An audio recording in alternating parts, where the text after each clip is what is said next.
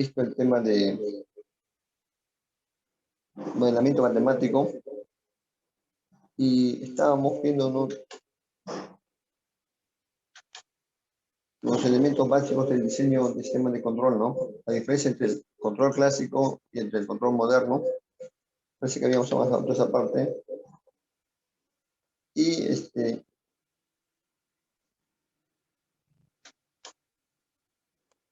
parece que llegamos hasta acá, modelo matemático, ¿no? Representación de sistemas dinámicos en espacio de estado.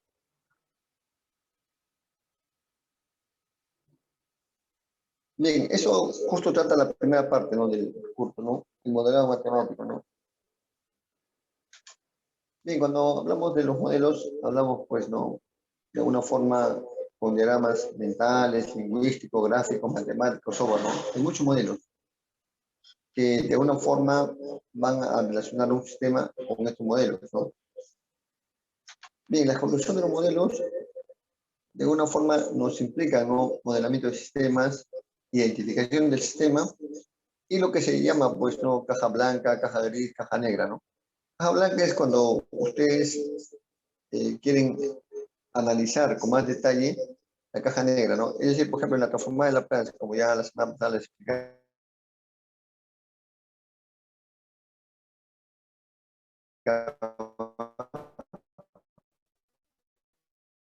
ustedes solamente ven, pues, otro elemento más, ¿no?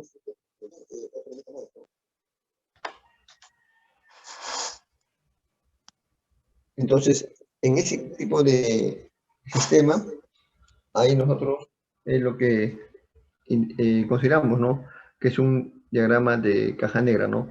La transformada de Laplace nos interesa saber cuál es la entrada, cuál es la salida. Y obviamente, ¿no? Y por ende, su función de transferencia podemos hallar ahí, ¿no?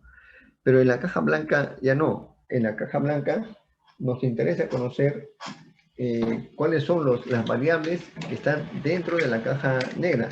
Y eso se conoce como variable de estado. Ahí sí nos interesa conocer, ¿no?, qué variables van a evaluarse con el nombre. Obviamente esas variables son los famosos variables de estado. Y obviamente cuál es la entrada, cuál es la salida y cómo vamos a modelar el sistema, ¿no? Bien, entonces eso es lo que de alguna forma se va a ver, ¿no? Bien, entonces dentro de los modelos matemáticos habíamos indicado que existen varios modelos, ¿no? Los modelos causales y no causales. Nosotros nos vamos a centrar en los modelos causales. Y también existen los modelos estáticos, dinámicos. Nosotros vamos a ver los modelos dinámicos. Casualmente, pues vemos, ¿no?, los espacios de estado, ¿no?, la variable de estado. Luego hay modelos estocásticos, determinísticos. Nosotros vamos a concentrar en los determinísticos. Luego hay parámetros distribuidos, parámetros concentrados. Nosotros vamos a ver los parámetros concentrados. Luego hay modelos no lineales y lineales. Nosotros vamos a ver lineales, pues, ¿no? Ahí en la maestría ya van a ver los modelos no lineales. Luego los modelos variantes en el tiempo, invariantes en el tiempo. Nosotros vamos a enfocarnos en los modelos invariantes en el tiempo. Y luego hay los modelos discretos y continuos que de alguna manera hemos estudiado también, ¿no? ¿Cuáles son los modelos discretos y continuos? Entonces, su diferencia entre ellos, ¿no?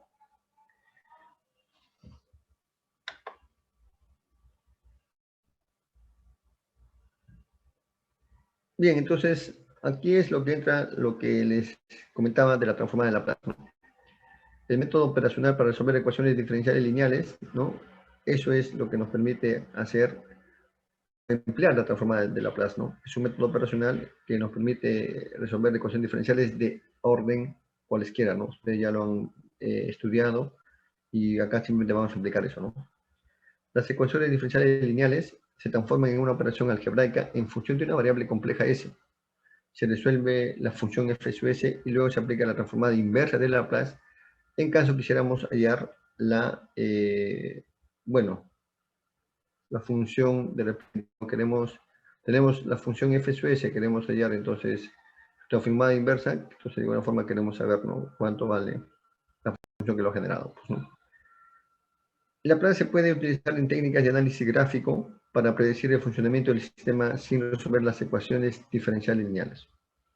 Resolviendo las ecuaciones diferenciales lineales se obtiene componentes de estado transitorio y casualmente el curso estudia eso, ¿no? Aquí vamos a ver los estados de transitorio de primer orden y segundo orden, que es lo que más nos interesa, ¿no?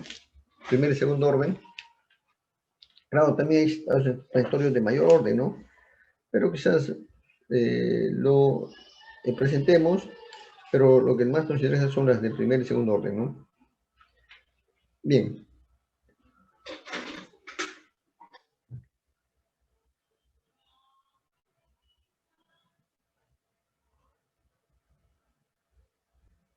Entonces, como les decía, ¿no? Resolviendo las funciones diferenciales lineales se obtiene componentes de estado transitorio y estacionario en la solución simultánea. Acá vamos a ver, pues, esa solución, cómo es su gráfico inclusive, ¿no? Para ver, por ejemplo, cuando ustedes inyectan, ¿no?, una entrada, cómo se comporta su sistema, ¿no?, ante una entrada, ¿no? Esa entrada puede ser un impulso o puede ser un escalón, ¿no? Cómo es la respuesta de nuestro sistema a esas entradas, ¿no? Bien, conceptos preliminares, ¿no? Los conceptos de variable compleja, ¿no? Aquí la variable compleja, bueno, considerando la variable s igual a sigma más j omega, la función f sub s viene a ser, ¿no?, la función, aquí todavía no lo había corregido, ¿no? Lo voy a corregir luego. Entonces la función f sub s viene a ser la función f sub x más j f sub y, ¿no? Yo pensaba que acá lo había, entonces acá yo, a ver, acá lo voy a corregir, ¿no? Luego ya lo voy a presentar bien, aquí está, mira. Acá está, que es un número complejo, ¿no? Bien, donde f sub x y f sub y son reales, ¿no? La función f sub s, entonces, la magnitud de la función f sub s se calcula con la función raíz cuadrada de f sub x al cuadrado más f sub y al cuadrado, ¿no? La magnitud. Y el ángulo se calcula con la función arco tangente de f sub y entre f sub x, ¿no? Entonces eso viene a ser el ángulo de f sub s, ¿no? Para el número complejo, que estamos ahí denominando f sub s con una raya encima, sombrero, es f sub x menos j veces, obviamente, menos j f sub y, ¿no? Que es j, ¿no? Bien.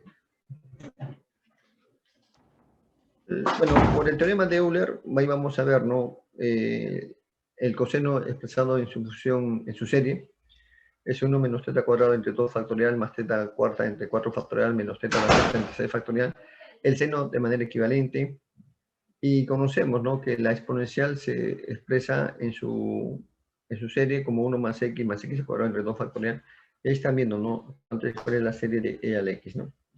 Entonces, con estos conceptos podemos establecer, ¿no?, que e a la j teta es igual al coseno de teta más j seno de teta, y si nosotros establecemos la diferencia entre coseno de teta menos j seno de teta, tendríamos e a la menos j teta, ¿no? De tal manera que sabemos, ¿no?, que el complejo conjugado de e a la j teta es igual a e a la menos j teta, ¿no?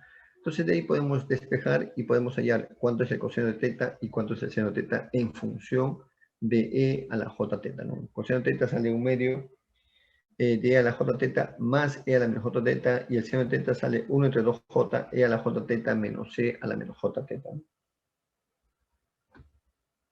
La transformada de Laplace es una función del tiempo t tal que, bueno, esta es una función que vamos a evaluar. En este caso consideramos ft una función del tiempo t, donde ft va a ser 0 para valores negativos. S va a ser la variable compleja. L es el símbolo que indica la cantidad que precede, debe transformarse por la integral de Laplace en la integral de 0 a infinito de a la menos st diferencial de t. Entonces, f sub s viene a ser la transformada de Laplace de f de t, ¿no? Entonces, si aplicamos la transformada de Laplace a la función f de t, vamos a obtener la integral de 0 a infinito de f de t por e a la menos st diferencial de t. Y de esa manera podemos hallar la transformada de Laplace de la función f de t, que de alguna forma tenemos que tener como dato, cuánto es, ¿no? Aquí simplemente conocemos que f de t es igual a 0 para t menor que 0. Y obviamente un valor diferente de 0 para, para t mayor que 0, ¿no? Bien, si nosotros quisiéramos hacer la transformada inversa de Laplace, la transformada inversa de Laplace se define como L a la menos 1 de f sub s, y ahí obtenemos la función que la ha generado, que es la función f de t, y se obtiene como 1 entre 2 pi j, la integral de c menos j infinito hasta c más j infinito de f sub s por e a la st diferencial de s cuando t es mayor que 0. Bien, acá vamos a aplicar Laplace a algunas funciones, por ejemplo a la función exponencial, donde la función f de t es igual a 0 para t valores negativos, y f de t es igual a por e a la menos alfa t para t mayor o igual que 0, ¿no? Aplicando la transformada de Laplace, ahora vamos a poder establecer que la transformada de Laplace de esta función exponencial va a ser igual a entre s más alfa, ¿no? Ahí estamos aplicando la transformada de Laplace a por e a la menos alfa t, ¿no? Obviamente ahí vamos a tener una función f sub s que desarrollándola es la integral de 0 infinito de a por e a la menos alfa t por e a la menos st diferencial de t, ¿no? Ahí a es una constante, sale de la integral y sale, queda a por la integral de 0 infinito de a la menos t por alfa más s diferencial de t, ¿no? Entonces acá efectuando en la variable de t, ahí finalmente sale a entre s más alfa, ¿no? Aplicando Laplace a esta función exponencial, ¿no?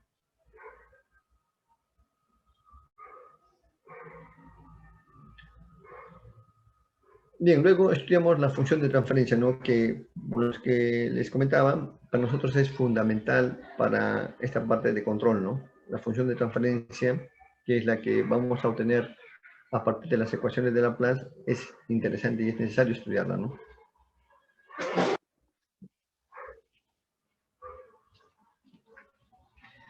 Bien, la función de transferencia, ¿no? Permite caracterizar las relaciones entre la entrada y salida de componentes o de sistemas que pueden describirse por ecuaciones diferenciales lineales invariantes en el tiempo, ¿no?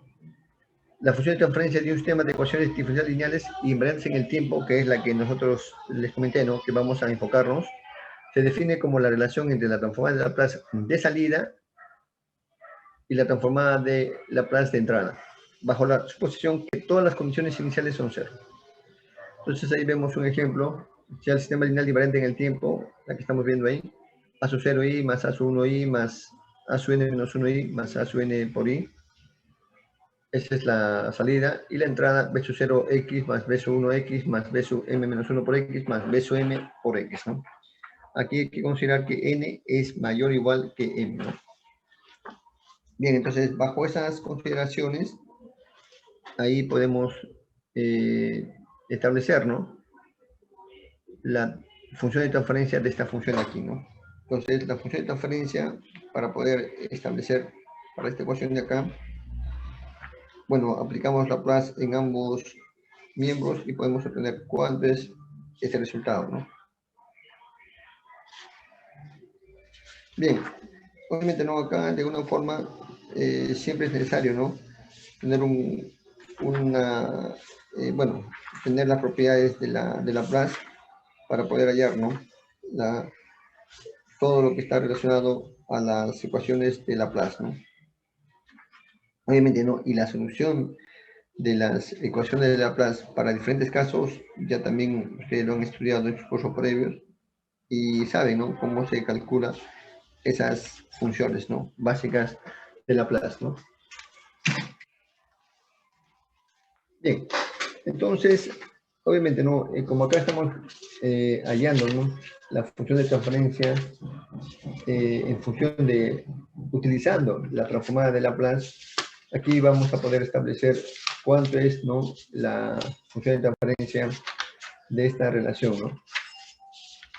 Bien, para nuestro caso, entonces, vamos a poder resolver nuestra ecuación y vamos a poder hallar cuánto es la solución de este sistema de acá, ¿no? Bien, entonces, en nuestro caso anterior que he presentado, que es a sub 0 por i, aquí algo me ha faltado, ¿no? Aquí no lo he precisado, probablemente la diapositiva no me ha ayudado, pero aquí es la enésima derivada, ¿no? Aquí es la enésima derivada y luego sigue la n-1 derivada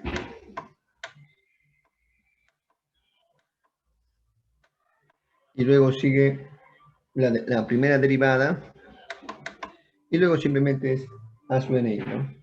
Mientras que en M, acá también es de manera equivalente, es la enésima derivada. Luego acá sigue la m-1 derivada. Y finalmente, los últimos valores van a ser acá la derivada de x y acá b sub mx, nada más, ¿no? Donde n es mayor o igual que n, ¿no? Esto de acá ustedes lo pueden ver de manera más precisa en el libro que estoy usando de referencia. ¿Cuál es? El libro de Ogata, ¿no? Ahí les indica con precisión estos detalles, ¿no? Voy a tratar de corregir mi presentación. Me ha faltado de ponerle esa derivada encima del i, ¿no? Bien, entonces ahora sí. Si aplican ustedes Laplace a esta igualdad, a ambos miembros van a obtener i sub s igual a b sub 0 s a la n más b sub 1 s a la m menos 1 más b sub m menos 1 por s más b sub m, ¿no? Eso con respecto a i. Y con respecto a x, a sub 0 s a la n más a sub 1 s a la n menos 1 más a sub n menos 1 por s más a sub n, ¿no? Entonces, ahí vemos la función de transferencia, ¿no? Que es estamos aplicando la transformada de Laplace a la salida, que es el vector i, entre la entrada, ¿no? Que es x, ¿no? Entonces, ahí nos va a salir la función que estoy mostrando ahí, ¿no? Bajo la condición que las condiciones iniciales son cero, ¿no?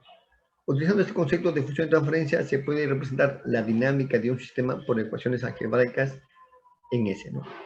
Si la potencia más alta de S en el denominador de la función de transferencia es igual a n, como es el que estoy mostrando en este caso, se dice que el sistema es de orden n, ¿no? O sea, el denominador es el que nos va a indicar cuál es el orden de nuestro sistema, ¿no? El concepto de función de transferencia está limitado a sistemas de ecuaciones diferenciales lineales invariantes en el tiempo, ¿no?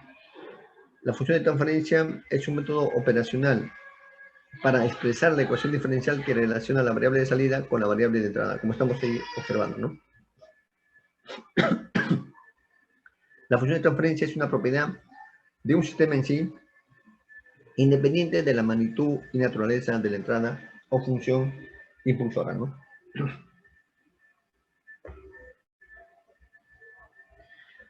La función de transferencia incluye unidades necesarias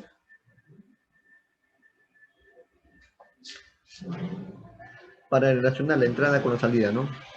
No obstante, no brinda ninguna información con respecto a la estructura física del sistema, ¿no?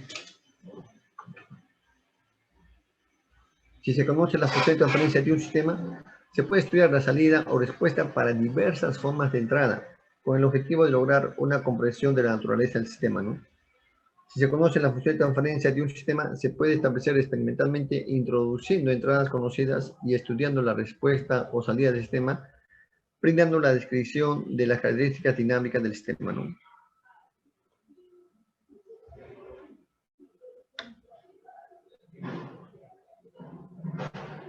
Bueno, vamos a tratar de mover este, bueno, después ya lo moveré. Bien, sistema de representación de un sistema de control, ¿no?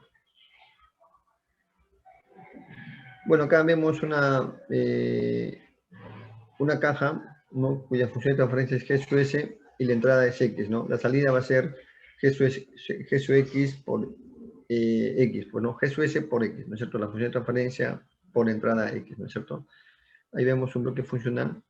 Y acá vemos un punto de suma que va, por un lado, va a entrar una entrada positiva y por otro lado va a entrar una entrada negativa. Al final estas entradas se van a restar, ¿no? Entonces, el bloque funcional, ¿no? Que estamos viendo y luego el punto de suma nos indica las operaciones que se van a hacer, ¿no? Con estos diagramas, tanto de bloque funcional con el punto suma, ¿no? Y eso lo podemos ver en el diagrama de bloques cerrados, donde apreciamos, ¿no? Que estoy acá justo indicando. Acá hay una entrada R sub S, entra un punto suma, la salida va a ser S sub S, y esto de acá va a entrar a otro bloque cuya función de transferencia es G sub S, y cuya salida es S sub S, ¿no? Pero este bloque tiene la característica de que vuelve a ingresar, la salida vuelve a ingresar, pero ya ingresa como una entrada negativa. Eso por un lado. Y por otro lado tenemos un diagrama parecido. Tenemos una entrada R sub S, un punto suma, una salida de sub S, una función de transferencia GSUS, y cuya salida es CSUS. Pero esta salida, otra vez, ¿no? Vuelve a realimentarse, pero en este caso va a ser amplificada por una función de transferencia HDS, ¿no? Y la salida de este bloque va a producir el valor BSUS, que va a entrar al punto de suma, pero como valor negativo, ¿no? Finalmente se va a restar con RSUS y vamos a tener el resultado SUS, que es la diferencia entre RSUS menos BSUS, ¿no? Como estamos ahí observando, ¿no? En este diagrama de acá, ¿no?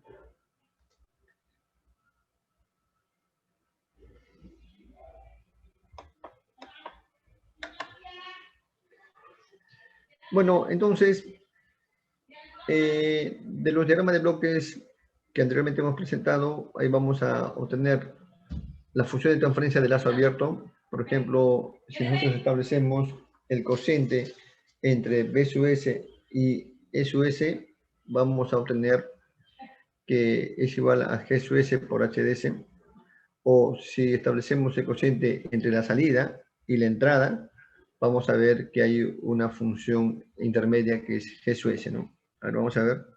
Ahí está, ¿eh? Entonces, entre la salida, ahí está, ¿eh? Como les comentaba, en esta parte acá, CSUS y SUS, hay un bloque GSUS, ¿ve? Entonces, si ustedes dividen esos dos, les sale la función de transferencia GSUS, que es el bloque que está al medio, ¿no es cierto? Entonces, ahí vemos esa función de transferencia, que es CSUS la salida entre SUS. Ahí está, CSUS la salida entre SUS, ¿no? Bien. Y obviamente con esos mismos bloques podemos obtener la función de transferencia de lazo cerrado CSUS entre RSUS, ¿no? Entonces sería este bloque de acá, CSUS entre RSUS, la salida entre la entrada, nos va a salir la función GSUS entre 1 más GSUS por HDS, ¿no? Claro, es para este bloque de acá, ¿no? Pero acá hay un HDS, ¿no? Entonces si hay un HDS, de repente allá. Entonces este de acá se está refiriendo al bloque cerrado, ¿no? O sea, a este de acá, ¿no? Porque acá hay CSUS, RS y acá hay un HDS. Entonces se refiere a ese bloque de acá, ¿no? El HDS, ¿no? Que está ahí. Profesor, Luego, sí. disculpe, ¿es acá en el último término de dónde vendría? Allá. Esa es una buena pregunta. Miren, justo para el último caso es una función de transferencia de lazo cerrado con amplificación de la señal de entrada acá.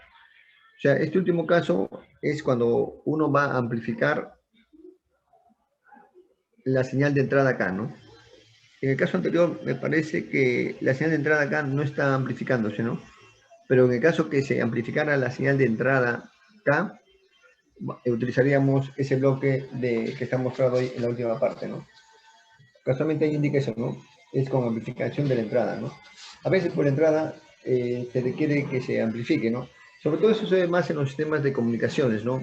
La entrada de recepción, ¿no? Del nivel de recepción necesita eso amplificarse, ¿no? ¿Y cómo se amplifica una entrada del nivel de recepción, por ejemplo, en un enlace satelital? Bueno, para eso se utiliza los amplificadores de bajo ruido, los LNB, LNA, ¿no? Que cuando viene la señal, ¿no? Ya prácticamente como ha viajado por el espacio, viene atenuada.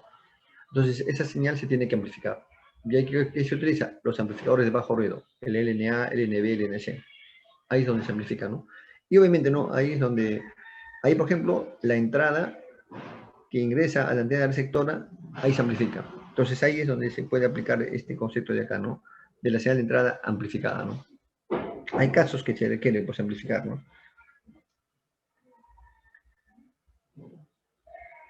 Representación de un sistema lineal de control sometido a una perturbación. Bueno, a veces, señores, cuando ustedes están modelando un sistema, también requieren modelar el tema de la perturbación, del ruido, que se va de una forma, que va a perturbar, ¿no?, su sistema. Entonces acá, por ejemplo, no se pueden considerar las respuestas de las entradas por separado y luego sumarlas, ¿no? Entonces acá tenemos una entrada RSUS que va a este punto suma, ¿no? Y en este punto suma viene otra entrada BSUS, ¿no? Entonces la diferencia RSUS menos BSUS es SUS, ¿no? SUS va a entrar a otro bloque que es G1DS, y luego esta salida de este bloque G1DS va a sumarse. Mire, ve, esa perturbación no va a restar, sino va a sumar, va a añadir. O sea, va a generar una respuesta, ¿no?, al sistema, ¿no? Porque si fuera resta, se va a, bueno, pues ahí al menos se va a atenuar, ¿no? Pero no, acá se va a sumar. O sea, va a producir un efecto sobre nuestro sistema. Ese efecto se conoce como perturbación, ¿no? Obviamente, ¿no? Ese efecto, según el diagrama que estamos viendo, se va a sumar a la salida de GS1DS y finalmente el resultado de la suma va a entrar al bloque GS2DS y luego la salida total va a ser alimentada y se va a amplificar, ¿no?, por este bloque HDS para poder obtener una salida BSUS que luego se va a restar de la entrada, ¿no? Entonces, ese NSUS, esa perturbación, va a producir un efecto sobre nuestro sistema, ¿no? Ese efecto hay que estudiarlo, pues no, ¿cómo va a ser un efecto de repente que la señal, sin esa señal, nuestro sistema cómo se comportaba? Con esa perturbación, ¿cómo se comporta ahora nuestro sistema? Ahí habría que estudiarlo, ¿no? Si es positivo o negativo, ¿no? Habría que verlo, ¿no? Pues ahí eso estudia ya la respuesta transitoria, ¿no? Tanto de primer y segundo orden, hay que estudiarlo, ¿no? Hay que verlo, ¿no? Cómo afecta o no afecta esa perturbación, ¿no? Habría que estudiarlo, ¿no?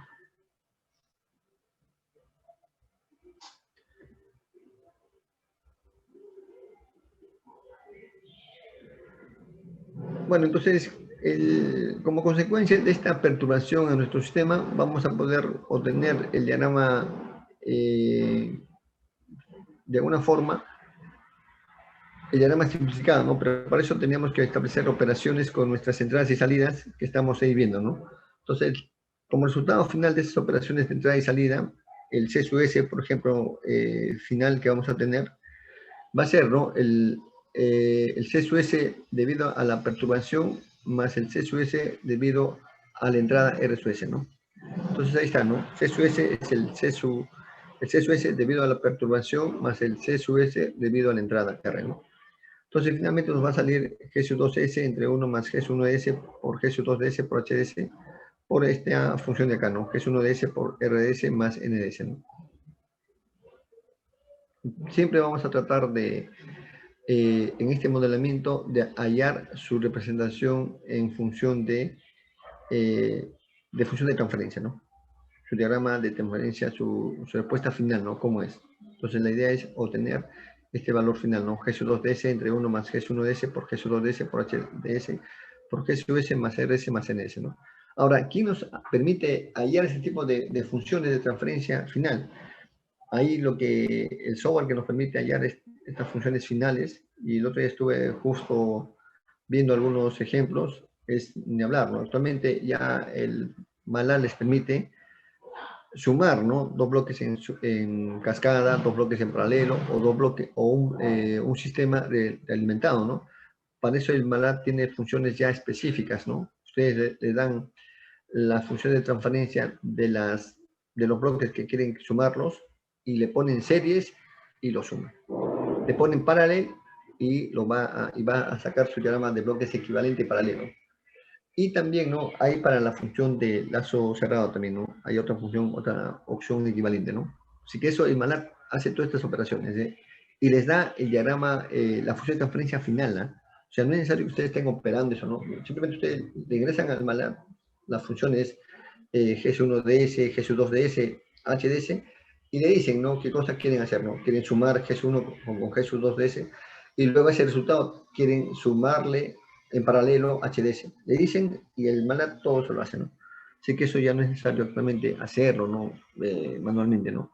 Ya el MATLAB eso se encarga de hacerlo de manera en función de variables, ¿ah? O sea, MATLAB les presenta su función de transferencia en función de la variable S. Yo ya lo he visto, ¿no? Y la verdad, no solamente eso, ¿no? También MATLAB modela las ecuaciones de estado, que ahora vamos a ver, ¿no? Les da las matrices A, B, C, D y les indica, ¿no?, qué valor tiene esas matrices A, B, C, ¿no? Simplemente con funciones nada más. Y hay unas funciones determinadas que se tienen que precisar, ¿no?, en su modelamiento, ¿no?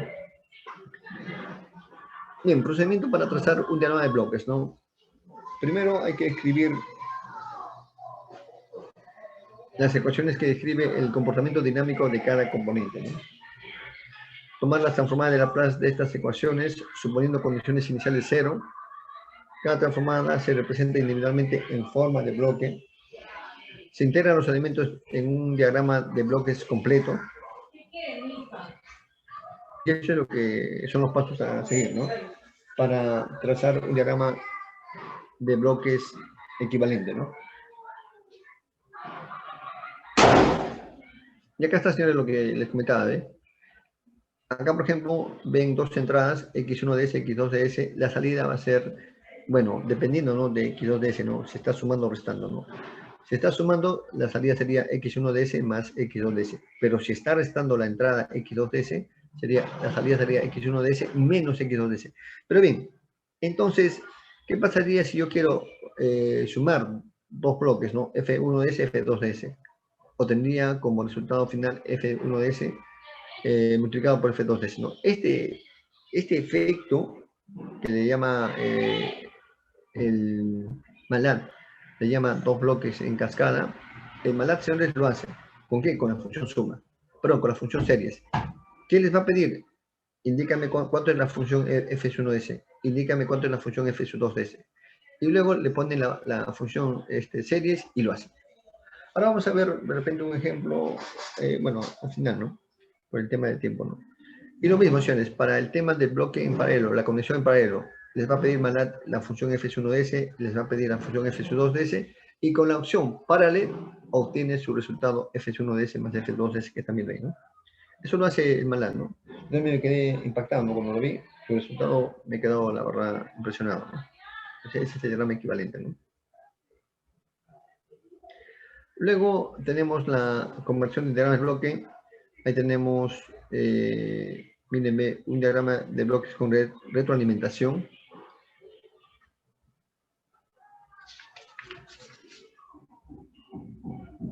Entonces, este diagrama de bloques con retroalimentación, ¿no? Como estamos ahí observando, se puede representar equivalentemente por esa función de transferencia, ¿no? G sub S entre 1 más menos G sub S por HDS, ¿no? Claro, el más menos es dependiendo cómo entra HDS, ¿no? Si HDS entra con menos o con más, ahí va a establecerse ese signo, ¿no? Bien, de manera equivalente podemos ver otros casos más, ¿no?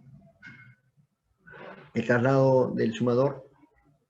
O sea, si tenemos una entrada X1 de S que está afectando a una caja cuya función de transferencia es F1 de S, y su salida se va a sumar, ¿no?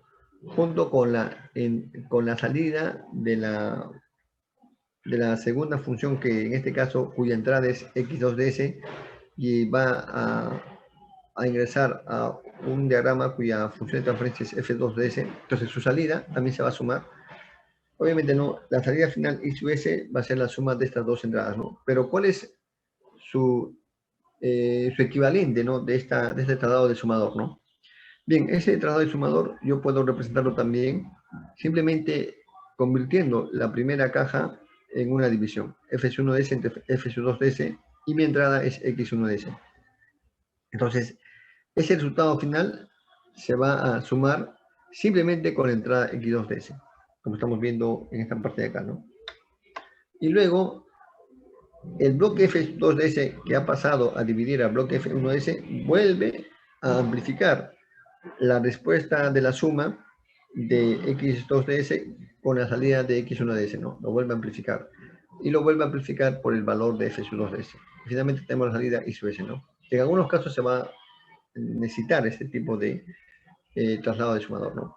Y finalmente, así como hay un traslado de sumador, también hay un traslado del punto de salida. Tenemos una función X de S que se va a dividir, ¿ve? Por un lado, va a afectar a una caja que tiene el valor de F1 de S y su salida va a ser I1 de S, obviamente. Y otra caja cuya función de transferencia es F2 de S, entonces la entrada, como se ha dividido, también la va a afectar. Y su salida va a ser I2 de S. Entonces eso yo también lo puedo hacer un equivalente moviendo el bloque de entrada F1 de S. De tal manera que X de S va a afectar a ese diagrama, a ese bloque F1 de S, y su salida, por un lado va a ser I1DS y por otro lado va a ser F2DS entre F1DS. Y vamos a tener la salida final I2DS, ¿no? O sea, esa equivalencia, ¿no? Esa conversión de traslado de sumador o de traslado de punto de salida es también posible a nivel de bloques, ¿no? Y ahí está su resultado final, ¿no es cierto? Como dije, en algunos casos es necesario utilizar este tipo de equivalencias, ¿no?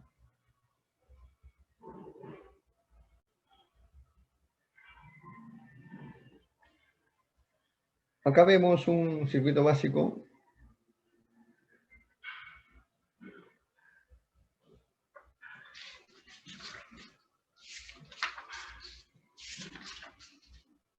Bueno, este circuito básico, aquí que vamos a ver, ¿no? Aquí vemos que la tensión SUI, por un lado tenemos la entrada, la tensión SUI, y por otro lado tenemos la salida SU0, ¿no?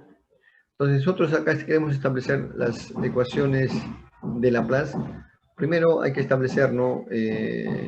Bueno, las leyes de tensión corriente que podemos establecer aquí, ¿no? Bien, entonces la corriente I que estamos viendo en esa malla es la diferencia entre la tensión SUI y la tensión SU0. Esa diferencia de tensiones lo dividimos entre la resistencia y obtenemos la corriente I. Bien, entonces I podemos obtenerlo como SUI menos SU0 entre la resistencia R. Bien, pero SU0, como es la tensión sobre el capacitor, simplemente lo podemos obtener como la integral de la corriente I inicial de T entre el valor de la capacitancia C. Entonces aplicamos ahí Laplace y al aplicar Laplace podemos obtener que el Laplace, bueno, en el caso de I va a ser simplemente la función I sub S. De la tensión de entrada de SUI vamos a tener SUI sub S en mayúscula y D sub 0 menos E sub 0 de S en mayúscula entre la resistencia, ¿no? Y en el caso de la salida vamos a tener E sub 0 de S es igual a I sub S entre CS, ¿no? Entonces ahí podemos obtener la corriente y la tensión de salida. La corriente es su cero de salida y la tensión es su cero de salida, perdón, y la corriente es su S de esa malla, ¿no? ¿Cuánto es en función de Laplace, ¿no?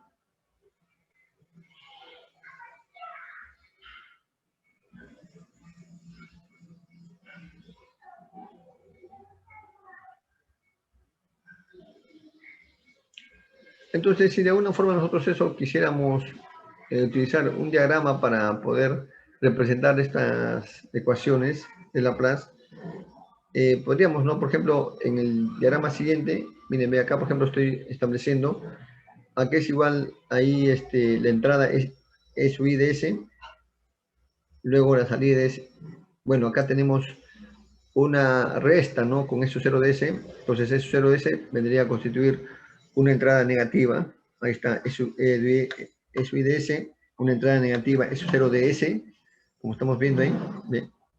Y eso obviamente no va a tener como respuesta la diferencia entre SUI de S y S0 de S, como hemos visto ahí.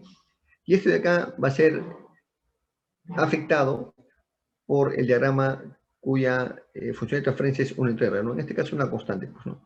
Entonces, en este caso de acá, no, vamos a obtener la salida I sub S. Como estamos viendo ahí, I sub S es el resultado de la diferencia entre SUI de S menos S0 de S multiplicado o dividido entre R, ¿no es cierto? Eso sale I sub S, ¿no?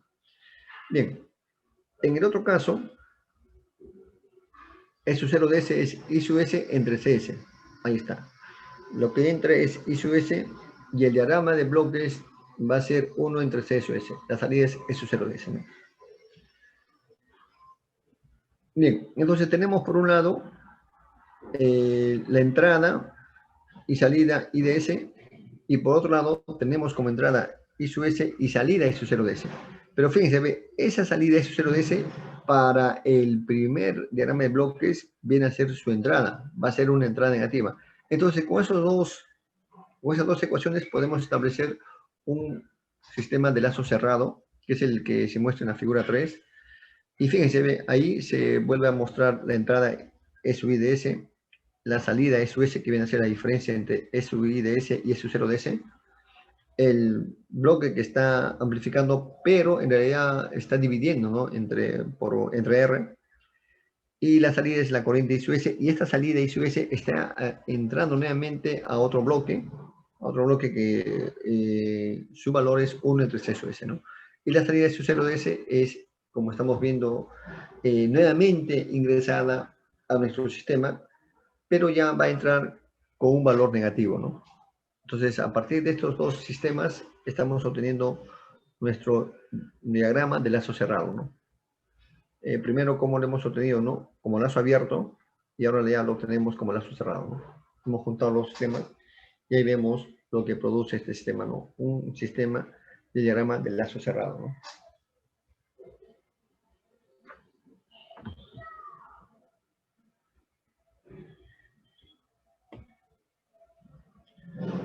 Bien, entonces ahí entramos a lo que se llama el método del espacio de estado, ¿no?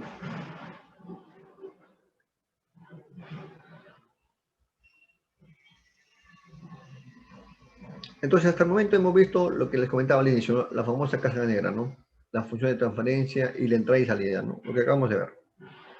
Pero no nos interesa conocer por la caja negra siempre, ¿no? Sino ya nos interesa conocer lo que hay dentro de la caja negra, y eso se llama variable de estado. O sea, nuestra caja negra la vamos a convertir en una caja blanca. Y ahí necesitamos conocer ya el método del espacio de estados.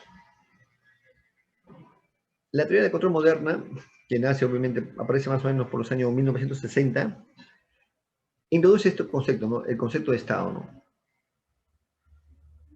Si de alguna forma queremos comparar la teoría de control moderna con la teoría de control clásica, hay una diferencia, ¿no?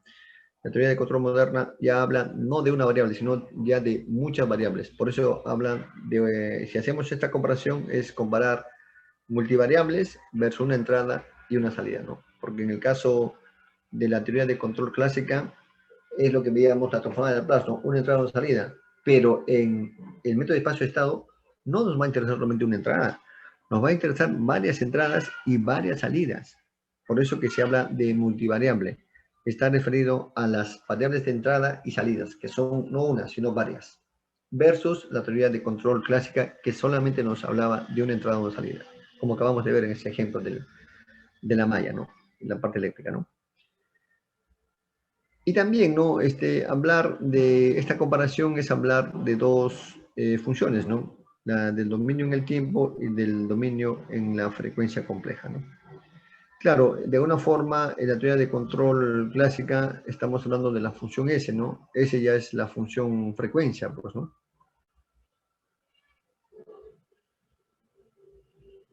En cambio, en el espacio-estado casi todo está expresado en función del tiempo, ¿no? Por eso que también podemos ver esa comparación, ¿no? Bien, ¿qué cosa es el estado, no? Es el conjunto más pequeño de variables de estado, tales que el conocimiento de esas variables en t igual a t sub 0, conjuntamente con el conocimiento de la entrada para t mayor o igual que t sub 0, determinan completamente el comportamiento del sistema en cualquier tiempo t mayor o igual que t sub 0.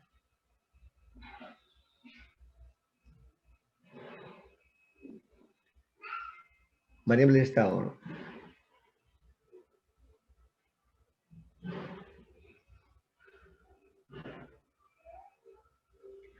Son las variables que constituyen el conjunto más pequeño de variables que determinan el estado de un sistema dinámico.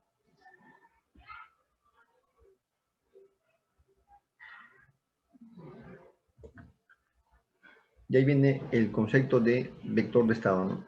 Y acá vemos, ¿no? Nuestro sistema dinámico, nuestro sistema que estamos estudiando. Miren, no solamente hablamos de una sola entrada, ya hablamos de múltiples entradas, varias entradas y varias salidas. Aquí hay que identificar que las entradas se denotan con la letra U y las salidas con la letra I. ¿Y cuáles son los vectores de estado? ¿Con qué letras se denotan? Están dentro del sistema dinámico y se denota con la letra X. Ahora vamos a ver. Bien, entonces el vector de estado, si se requiere n variables para describir el comportamiento de un sistema dado, se puede considerar a esas n variables como elementos de un vector X. Ese vector X es por lo que va dentro del sistema dinámico, determinando el estado del sistema, dado una entrada, que en este caso es un vector, porque es un UDT, que en este caso UDT está constituido por U sub 1, U sub 2, U sub P, ¿no? Es un vector de entrada, pues, ¿no? Para t mayor o igual que 0. El espacio de estado es el espacio n-dimensional, como estamos viendo. Acá ya no solamente vamos a hablar pues, de una entrada, o sea, una sola entrada, sino de múltiples entradas, ¿no? En este caso están viendo un vector de p entradas, ¿no? Y por ende, nuestro espacio de estado va a estar constituido también, va a ser un espacio n-dimensional cuyos ejes coordenados consisten en el eje x1, x2, xn, porque va a haber una serie de variables ahí, ¿no? Ahí por eso vamos a ver acá lo que se llaman las matrices de estado. Ahora vamos a ver, ¿no? Las ecuaciones de espacio de estado se manejan tres tipos de variables. Bueno, justo lo que estamos viendo, la entrada, salida. La entrada viene a ser la variable, el vector u sub 1, u sub 2, es la entrada. La salida son los vectores i sub 1, i sub 2, i sub q que están viendo ahí.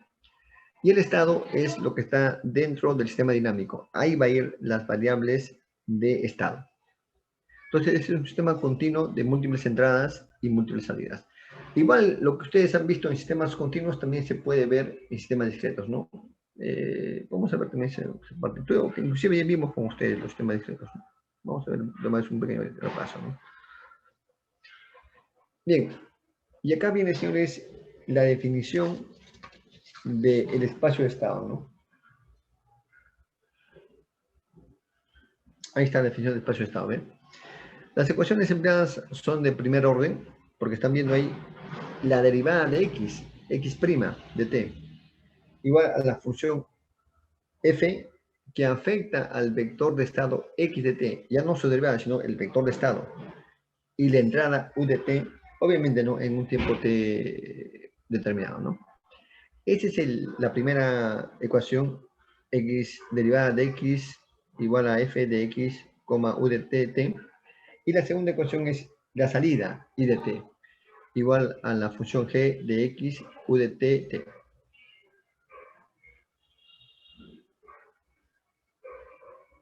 Entonces, como estamos viendo acá, las ecuaciones empleadas son de primer orden que operan sobre vectores de estado. Como ya hemos indicado, U es un vector que contiene cada una de las P entradas al sistema. U es el vector de entrada. I es el vector de salida.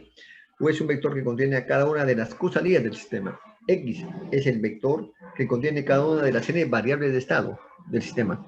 Entonces ahí estamos representando, miren, ve, el vector U, el vector I y el vector X, ¿ve? Ambos son vectores. Y acá también vamos a generar lo que se llaman las matrices de estado, que son matrices que van a afectar de alguna forma al vector de estado, a la entrada, y después también, en algunos casos, afecta a esos dos, ¿no? Al vector de estado y a la entrada, a esos dos vectores. Vamos a ver, ¿no? Cómo se surgen estas matrices de estado. Ahí están, señores. Ahí están lo que yo les comentaba, ¿eh? El método del espacio de estado, ¿no? Estudiaremos sistemas dinámicos lineales invariantes en el tiempo, ya lo hemos mostrado cuando hemos visto el movimiento matemático, de múltiples entradas y múltiples salidas. Si el sistema es continuo, su modelo corresponderá a las ecuaciones matriciales, y ahí está, señores, ¿ven? Lo que yo les comentaba, ¿no? Entonces tenemos el vector de estado x, pero la derivada del vector de estado x' de t, igual a la matriz A por el vector de estado x de t, más la matriz B por el vector de entrada u de t. Eso es la primera ecuación. La segunda ecuación, i de t, el vector de salida, igual a la matriz C, en la matriz de salida C, por el vector de estado x de t, más la matriz de transmisión directa, también se conoce, ¿no?, como nombre de matriz de transmisión directa a la matriz D, por el vector de entrada u de t. Ahí están viendo, señores, ¿ven? Lo que les comentaba, ¿no? Ya no se interesa solamente saber una entrada, sino múltiples entradas, múltiples salidas. Y eso ya es un vector de estado. Bien, de tal manera que en función ya de matrices, aquí podemos ya ver de qué orden son estos vectores y estas matrices, ¿no? Por ejemplo, el vector de estado derivada, x' de t, por eso se dice derivada, es de orden, es un vector de orden n por 1. O sea, es un vector de n campos, pues, ¿no? La matriz A es una matriz de orden n por n. La matriz, el vector de estado x, ya sabemos, ¿no? Si su derivada es de n por 1, el vector inicial que es de n por 1 también. La matriz B de orden n por p, la matriz el vector de entrada u de p por 1, el vector de salida i de q por 1, la matriz C de q por n, el vector de estado x, ya sabemos que es n por 1, la matriz D es de orden q por p, y el vector de entrada u ya conocemos que es de orden p por 1. Pues, ¿no? Entonces ahí vemos, señores, su representación de manera ya vectorial y matricial, ¿no? De manera general, ¿no?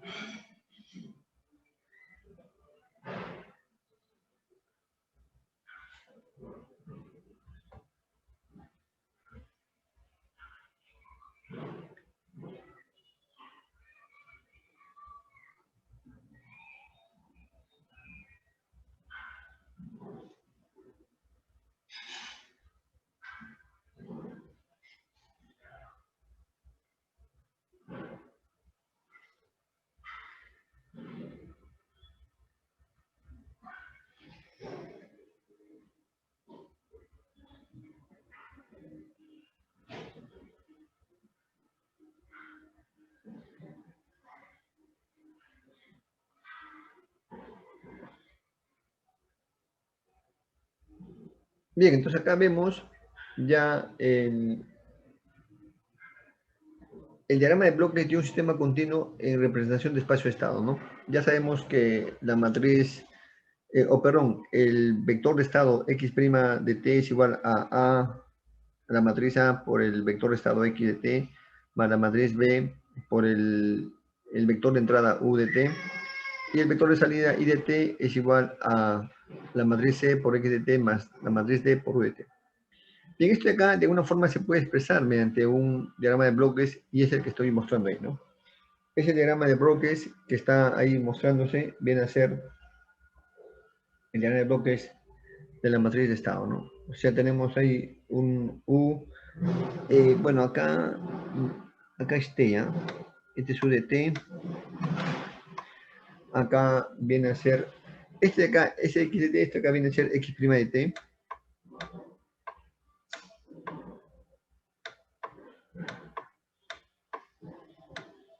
Ahí está la derivada. Todos son funciones, como estamos viendo acá, ¿no? Son funciones del tiempo, ¿no? Acá viene a ser el bloque de integral. Ahí está muy bien, el bloque integrativo. La salida x de t.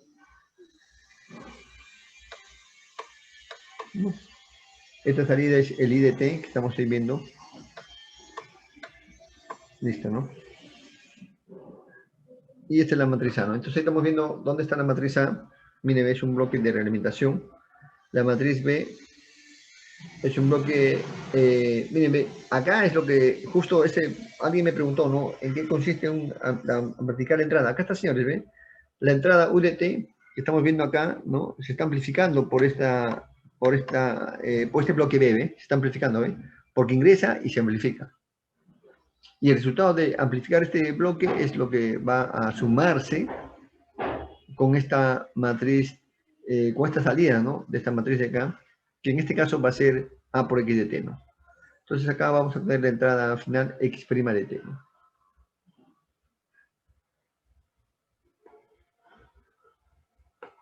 Bien, entonces este es el diagrama de bloques de un sistema continuo en representación de un espacio-estado, ¿no? Bien. Este diagrama, como les vuelvo a repetir, ustedes lo pueden ver en el OGATA, ¿no? Claramente, ¿no? Bien, vamos a ver, ya hemos visto ya lo que son las variables de estado, vector, pero ¿cómo se obtiene, no? Quiero ver algo práctico, ¿no? Esto de acá, como les comentaba, yo enseñaba el curso de sistemas lineales, ¿no? Hace buen tiempo. Y ahí, ¿no? En ese curso hemos enseñado, ¿no? En la última parte de ese curso, el curso se llamaba Señales y Sistemas, ¿no? Que era después de llevar ustedes Mate 5, ¿no? Entonces, ahí ya veíamos, ¿no? En Señales y Sistemas, en el capítulo último, el capítulo 4, lo que era, lo que estamos viendo ahora, ¿no? Los espacios de estado, ¿no? Y ahí veíamos para los dos temas, ¿no? Continuos y discretos, ¿no? Bien, entonces, lo más difícil en este tema de acá es obtener la representación en espacio-estado de un sistema, ¿no? Acá justo vamos a ver ese detalle, ¿no? Tenemos un circuito RLC y en este circuito RLC queremos hallar, ¿no? El espacio de estado, ¿no? De este circuito de acá, ¿no? Bien, entonces ahí vemos este circuito de acá que está constituido por una fuente de tensión VDT, una resistencia R, una inductancia L y también vemos una capacitancia C, ¿no es cierto? Bien, entonces en este circuito tan sencillo vamos a tratar de establecer, ¿no? Algunas variables, por ejemplo, la tensión que afecta a la resistencia R, lo vamos a denominar P sub R de T, la corriente que afecta al inductor I sub L de T, y la tensión que afecta al capacitor B sub C de T.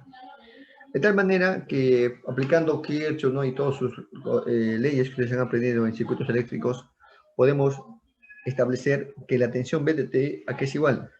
A la tensión B de R más la tensión que hay en el inductor más la tensión que hay en el capacitor, ¿no? Suma de tensiones, pues nada más, ¿no? Bien, la tensión que hay en el resistor, ¿cuánto es? Simplemente es la resistencia por la corriente. ¿Cuánto es la resistencia? R. ¿Cuánto es la corriente? I sub L de T. Bien. La tensión que hay en el inductor, bueno, simplemente es L derivada de la corriente I sub L respecto del tiempo. Y finalmente tenemos la tensión del capacitor. Bueno, ahí vamos a considerar una tensión B sub C en T igual a la tensión de la fuente P de T. Bien, por otro lado, ya conocemos la corriente, pues la corriente es simplemente en función del capacitor, es la derivada de la tensión del capacitor respecto del tiempo. Bien, entonces nosotros acá podemos organizar nuestras ecuaciones, ¿no? Esta ecuación lo voy a pasar acá y lo voy a organizar. Viene de tal manera que derivada de I sub L respecto de T, ¿no? Lo puedo despejar, me va a quedar de esta manera. Y la segunda ecuación voy a despejar derivada de B respecto de T, me va a quedar esa ecuación. Pero ¿por qué estoy despejando las derivadas? ¿Por qué? Porque casualmente la ecuación de estado, no olviden que es una derivada. Ahí está, x' de t. Estoy tratando de obtener x' de t, ¿a qué es igual? A A por x de t más B por U de t. Entonces estoy tratando de obtener esa ecuación. Ahí está, ya tengo derivadas. Entonces, estas derivadas, de alguna forma yo lo puedo unir. Y tengo ahí, ¿no? Mi derivada de I sub L de t respecto del tiempo y derivada de la tensión del condensador respecto al tiempo. Y con respecto a las otras variables, también puedo jugar con estas tensiones y corrientes, como estoy mostrando esa matriz de ahí, ¿no? Eso, o sea, lo puedo expresar de manera matricial, como ahí muestro, ¿no? Menos 1 entre RL, menos 1 entre L, 1 entre C y 0, ¿no? Y esa sería la matriz que afecta ¿a quién? Miren, ve a la corriente I sub L y la tensión B sub C, ¿ve? Y finalmente va a quedar otra matriz más, que es, bueno, una matriz que en este caso se va a reducir a dos filas y una columna, como están viendo, uno entre L y 0, y el vector, en este caso la entrada B de T. Miren, ¿ve? ¿Esto qué cosa es? Esto no es más que el vector, la primera ecuación, x' de t igual a ax de t más b por u de t. Hay estaciones. Hay estaciones, eso es.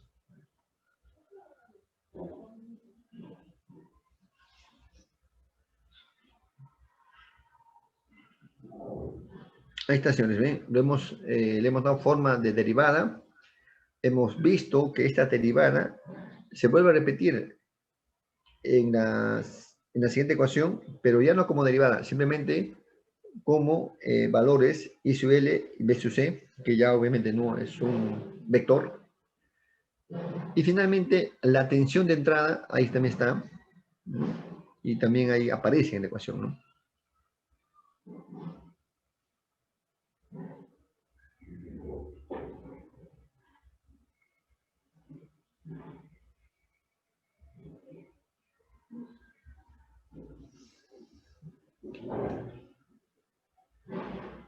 Bien, entonces, acá, por ejemplo, si deseamos estudiar, ¿no?, el comportamiento de BRDT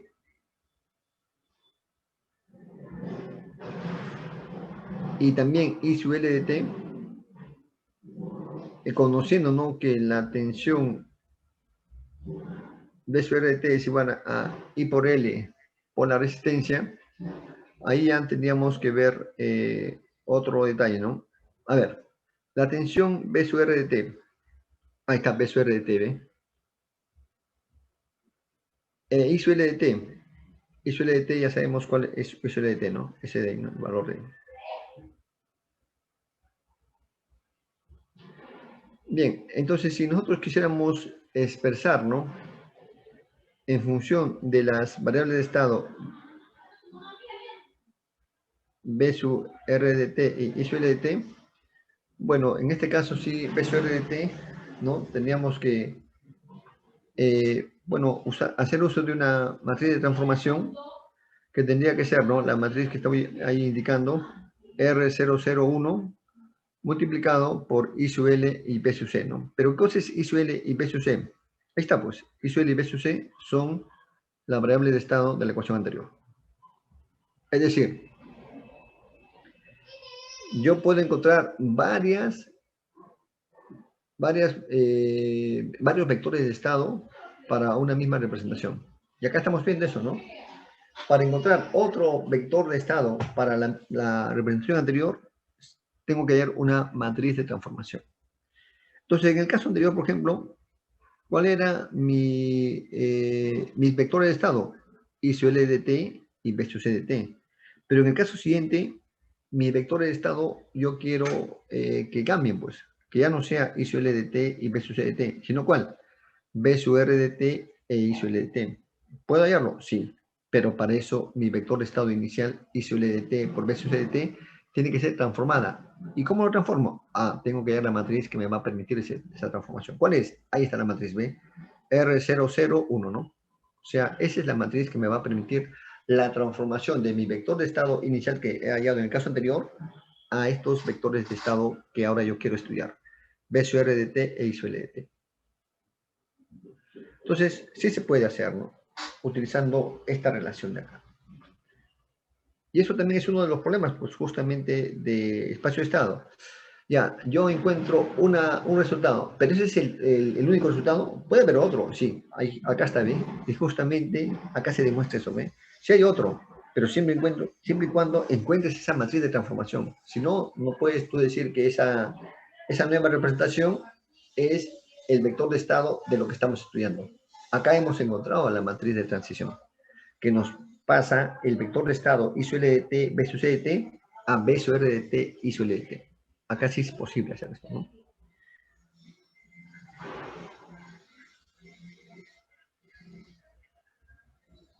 Bien, entonces, la representación de primer estado del circuito RLC que estamos viendo, ya hemos visto hace un rato cómo sale el vector de estado derivada, la matriz A, el vector de estado sin derivar, la matriz B y el vector de entrada B de t. Ahí lo vuelvo a repetir. Ahí está. Bien.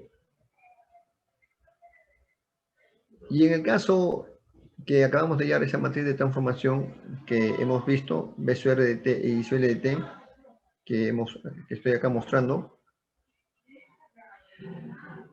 esa matriz de transformación que acabamos ahorita de ver, esa matriz vendría a constituir la parte de salida. La parte de salida, que en este caso sería B sub R de t, ahí está, e I sub L de t. Acá B sub R de t e I sub L de t. Entonces eso es justo lo que estamos buscando como salida, ¿no? La salida es B sub R de t e I sub L de t igual a la matriz que acabo de indicarles por I sub L de t por B de t. Y respecto al vector de entrada, sí lo voy a tener que anular porque, no olviden, ¿cómo es la matriz que representa a mi vector de estado? Acá está, ¿no? Acá lo estoy justo indicando, ¿no? Es AX de t más BU de t, y de t es CX de t más DU de t, ¿no? Entonces acá lo que me ha interesado saber es cuál es mi vector de salida, ¿no? Y para ese vector de salida, obviamente tenía que buscar una matriz de transformación del vector de estado inicial que yo tenía, que es I sub L de t, B sub C de t, y tendría que tener una matriz de transformación que me permita llevar ese vector de estado a ese resultados en la salida, ¿no? En este caso, nuestra salida es B sub R de t e I sub L de t, ¿no? Entonces ahí tengo ya mi matriz que estoy indicando, ¿no? La derivada del vector de estado x de t es igual a la matriz A por el vector de estado x de t más la matriz B por el vector de entrada u de t. Esa es la primera ecuación. Y la segunda es el vector de salida es igual a la matriz C por el vector de estado más la matriz D por el vector de entrada. En este caso, como no va a afectar el vector de entrada, lo cancelo. ¿Cómo lo cancelo? Con vector cero. Y ahí está. O sea, de esa manera ya puedo reconocer cuál es mi vector de entrada. En este caso, mi vector de entrada es la tensión B de t. Mi vector de salida son las variables que yo quiero estudiar su comportamiento. Es B sub R de t e I sub L de t. Y mi vector de estado, que es I sub L de t, BC de t. Ahora, en los problemas, obviamente, siempre les van a decir, les van a dar pistas para indicarles, pues no, en un problema, en un enunciado, que ustedes están resolviendo, ¿cuál es el vector de salida? Les van a decir, de manera indirecta, les van a decir, considere como vector de salida tales variables. Ah, ya. Porque si no les dijeran, sería un poco más complejo, pues, ¿no? Siempre les van a decir, en este problema de acá que estamos observando, aquí simplemente nos han dado la ecuación B de t, B sub c, y nos han puesto ahí, ¿no? Variables B, R de t y L de t, ¿no? No nos dicen más, ¿no? Nada, ¿no? Entonces, pero en un enunciado de un problema les van a decir, ¿no? Les dan un circuito como el que estamos aquí viendo, les van a decir, ¿no? En el sistema mostrado, considere como variable de salida B sub R de t e I sub L de t. Hallar el espacio de estado.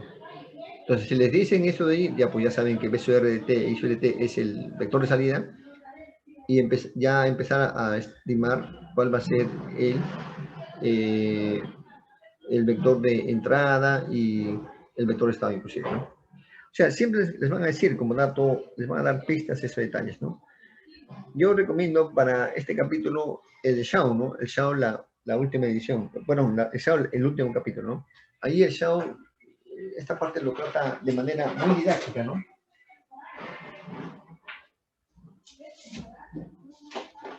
Muy didáctica, ¿no? He visto ese libro y siempre recomiendo este libro, ¿no? El Shao, muy bueno. Y tiene también, ¿no? Obviamente, ¿no? Varios problemas, ¿no? De este tema de acá, que es muy importante, ¿no? Y no solamente para señales continuas, ¿no? Sino también para señales discretas. Claro, nosotros, el objetivo del curso es señales continuas, ¿no? Laplace. No es señales discretas. Señales discretas ustedes lo van a ver en su curso de en control 2, ¿no? Aquí no. Así que el Shao, como lo vuelvo a repetir, es un libro, ¿no? Tiene bastantes problemas de este tema y es bien didáctico, ¿no? Todo del espacio de estado, ¿no? Muy bueno el Shao, ¿no? Lo he visto y ayuda bastante, ¿no? Es que tiene problemitas, ¿no? Tiene bastante problemas, ¿no?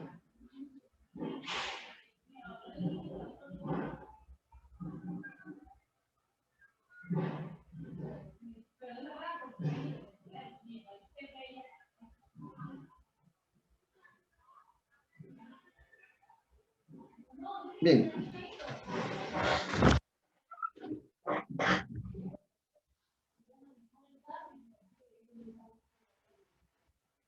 Ya, el título del libro de Shao, ¿no? Lo voy a decir, ¿ya? Ahí te lo digo.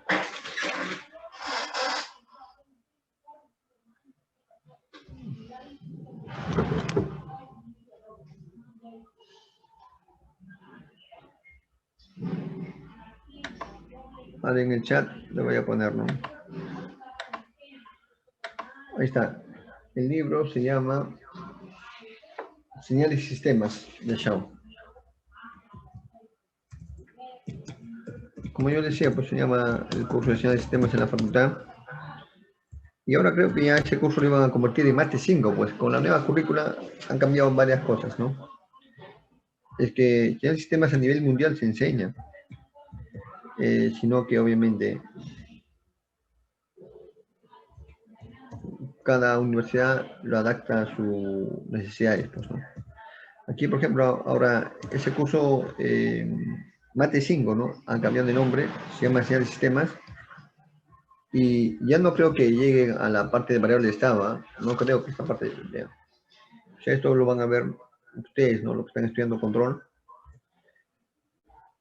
Ahí está el nombre, ¿ves? Enseñar Sistemas, Xiao. Wei Pe Shu, ¿no? Muy bueno. La parte, el capítulo 7 es el que habla de variable de estado, ¿no? Tiene buena teoría en esa parte, ¿no? Entonces, como decía, ¿no? Yo enseñaba ese curso y ahí llegábamos, veíamos, ¿no? Transformada de Laplace, transformada Z, transformada discreta de Fourier, y luego veíamos señales de sistemas, ¿no? Y esto ya era una introducción a control, pues obviamente, ¿no?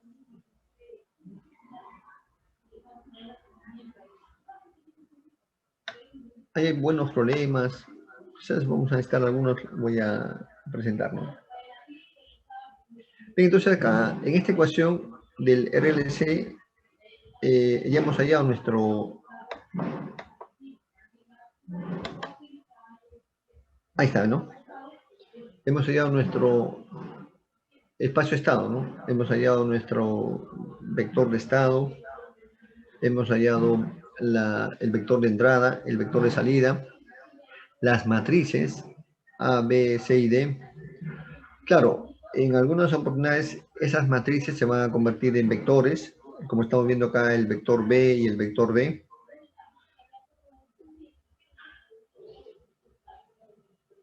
Y por ende, las entradas, como en el caso de BDT, puede ser usada como no. Porque en el caso de la salida, en nuestro ejemplo que hemos mostrado, el IDT no requiere de la entrada BDT. Por eso que el vector o la matriz D, que es un vector, obviamente, lo cancela. O sea, a veces se requiere, a veces no se requiere, como estamos viendo aquí, ¿no? Entonces, esto de ocasiones es un ejemplo de espacio-estado. Estamos hallando claramente el vector de estado X, la derivada del vector de estado X' de t, la matriz A, la matriz B, el vector de entrada U, el vector de salida I de t, la matriz C, el vector de estado, la matriz de salida D, y, o perdón, la matriz D, ¿no? Matriz que estamos ahí mostrando que es 0, 0, vector, ¿no? Y el vector de entrada U de t, ¿no? Y ahí precisamos cuáles son los vectores de entrada, salida y vector de estado, ¿no?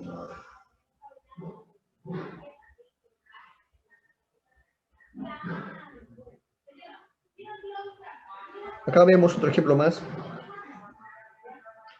de vector de estado, ¿no? Pero aquí, en este ejemplo, ya está enfocado a un motor, ¿no?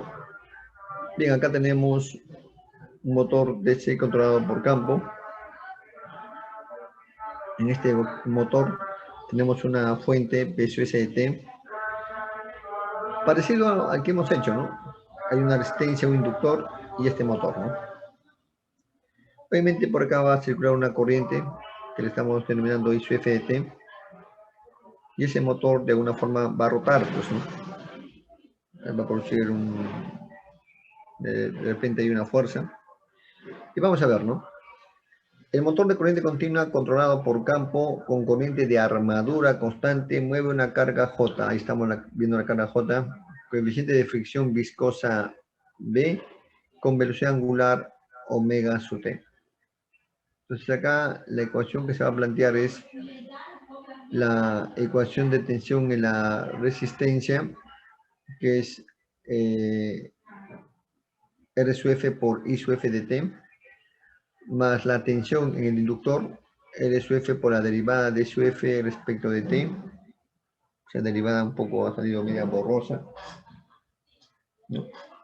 Sobre todo del denominador.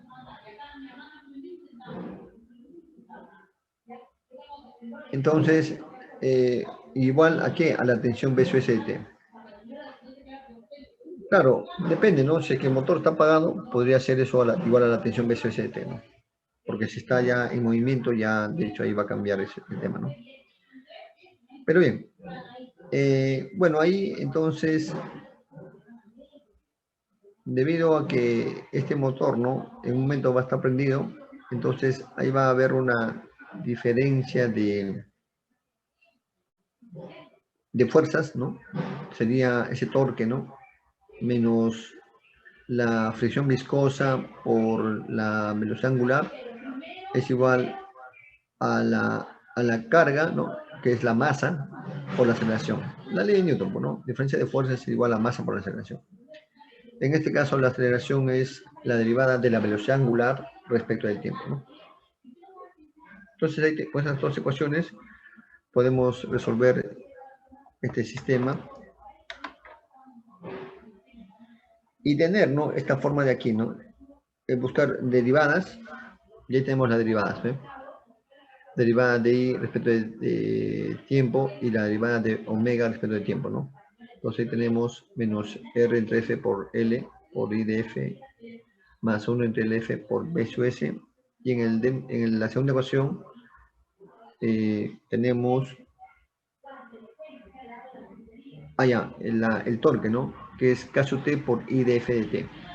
K sub T por I de F de T, bueno, despejando, ¿no? Entre J menos B entre J por omega de T, ¿no? Entonces ahí podemos ver esas derivadas, como el caso anterior, ¿no? Que van a constituir nuestro vector de estado y vemos, ¿no? Si esas derivadas están en la ecuación sin derivar. Dijo, efectivamente encontramos, ¿no? I sub F de T y omega de T. Entonces, eso constituye nuestro vector de estado, ¿no? Bien, una vez identificando nuestro vector de estado sin derivar y derivado, ya podemos encontrar la matriz que de alguna forma va a relacionar a estas variables de estado, ¿no? Y obviamente ahí va a faltar un factor, el factor que afecta a la tensión de entrada, B sub S de T. Y ahí está el vector que va a afectar también a ese vector de entrada, B sub S de T. Nos faltaría entonces acá el vector de salida, ¿no? Si bien es cierto tenemos el vector de entrada, nos falta nuestro vector de salida. Entonces acá, señores, estamos ya mostrando el vector de salida, ¿ven?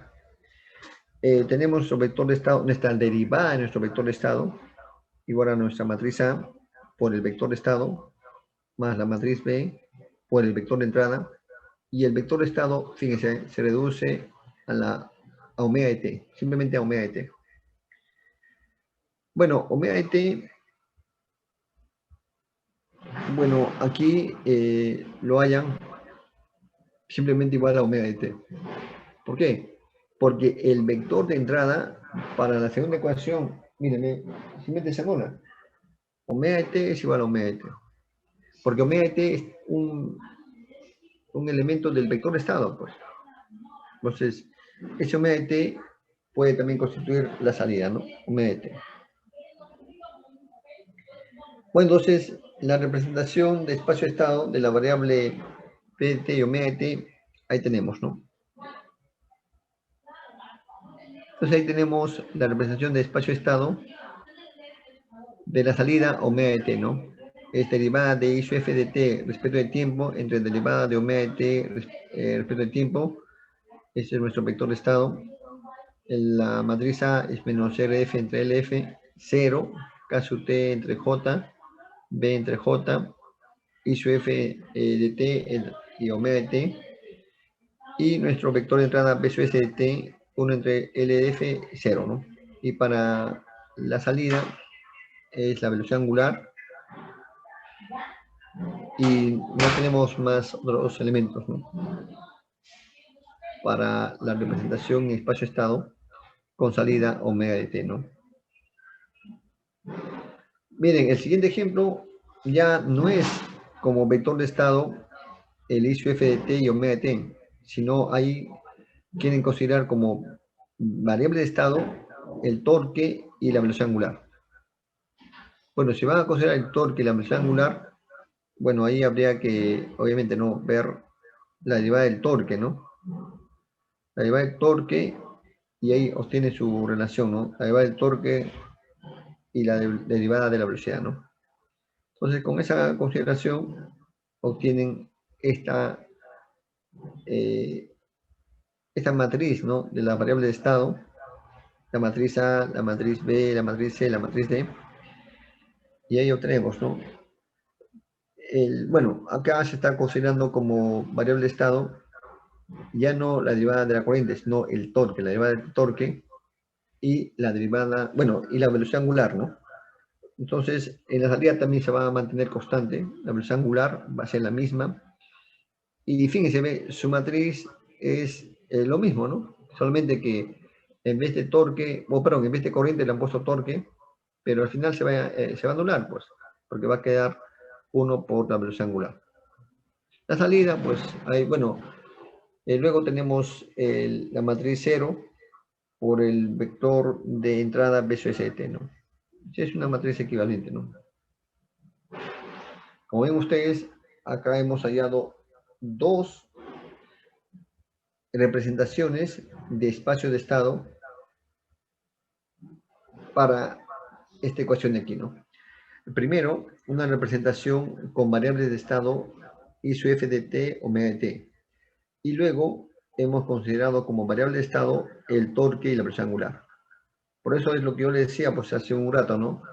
Ustedes van a ver que para un sistema puede haber varias representaciones de variable de estado. Acá estamos viendo dos representaciones, ¿ven? Una en función de la corriente y la velocidad angular, otra en función del torque y la velocidad angular. Eso no es extraño, ¿no? En este tipo de problemas, salvo si el problema les dice qué variables de estado debe considerar, ya pues es mucho más fácil, ¿no? Pero si no les dice, hay ese problema porque pueden encontrar una u otra, ¿no? Y las dos la respuesta sería correcta. Por eso, para evitar respuestas ambiguas, ¿no? Y que hay muchas respuestas, se tiene que restringir el problema. ¿Cómo? Decir en el enunciado, considere como variable de estado tales parámetros o tales variables, ¿no? El torque y la velocidad angular. Porque si no, ¿cómo podrían ustedes verificar ese detalle, no? Entonces, esa es la idea, ¿no?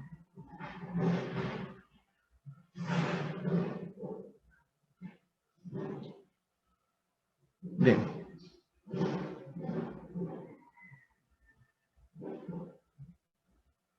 Sigamos entonces.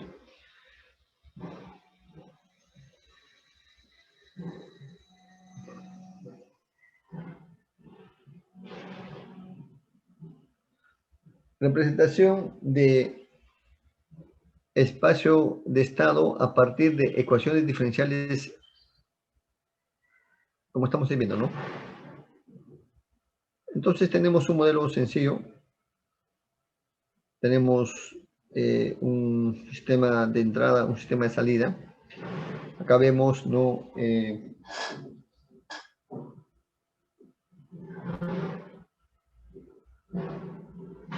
Bien, en esta presentación vamos a ver, ¿no? La representación de espacio-estado a partir de ecuaciones diferenciales. Bien, tenemos entonces una ecuación diferencial de orden n, a su n derivada de n, la derivada enésima, ¿no? De i de t respecto de t, más la a su n menos 1 por la derivada n menos 1 de i sub t respecto de t a la n menos 1, más a su, y así sucesivamente, a su 1 derivada de i respecto de t, más a su 0 i sub t, igual a u de t.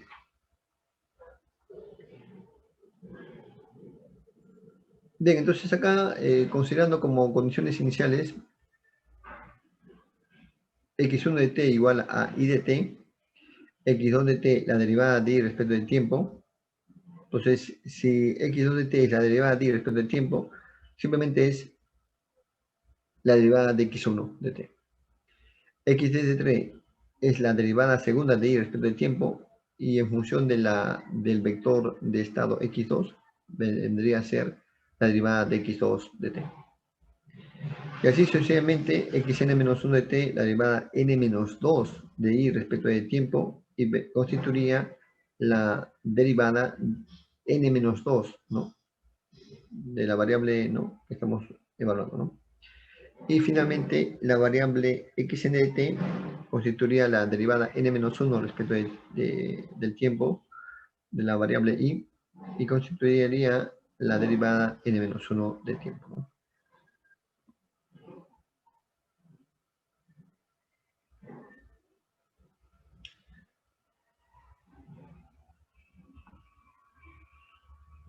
Entonces, como vemos, hay muchas, aquí, ¿no? Hemos hecho un cambio de variable. X1 lo hemos denominado, bueno, I de t, pero X2, X1 derivada, X3, X2 derivada, y así sucesivamente, ¿no? Entonces hay un cambio de variable, ¿no? De tal manera que A sub n, xn, ¿no? Como estamos viendo ahí, ¿no? A sub n por derivada enésima de I de t respecto del tiempo se va a convertir en A sub n por la derivada n-1 de t. Ahí está. A sub n por la derivada n-1 de t y así sucesivamente, ¿no? Entonces acá vamos a ver un cambio de variable y ese cambio de variable nos va a llevar a tener esta representación, ¿no? En cuanto a los vectores de estado, ¿no? El vector de estado, de alguna forma, como estamos viendo, ¿no?, se van a derivar y se va a poder obtener la representación, pero acá la diferencia es que esta representación va a ser con un vector diagonal identidad. Ese vector diagonal identidad es lo que, bueno, facilita la tarea de reconocer la solución, ¿no?, matricial, porque va a estar presente, ¿no?, en la parte que estoy acá indicando, en esta parte de aquí. Aquí, ven, acá está, este es el vector de identidad, ¿ven? Ese va a ser el vector de identidad. Es una identidad, ¿no? Pero este elemento de la primera columna va a ser 0, excepto la última fila, ¿no? La última fila, sí, sus componentes van a tener el valor de menos a sub 0 entre a sub n, menos a sub 1 entre a sub n, y así sucesivamente, como están ustedes viendo, ¿no? Menos a sub 2 entre a sub n, menos a sub n menos 1 entre a sub n, ¿no? Ahí van a cambiar sus valores, de la última fila, ¿no? Bien, y el vector sí va a ser el vector de estado, x1, x2, xn de t. Ese es el vector de estado, y el vector de estado de salida, obviamente ya sabemos cuál es la derivada, pues, ¿no? Ahí estamos viendo la derivada del vector de estado, ¿no?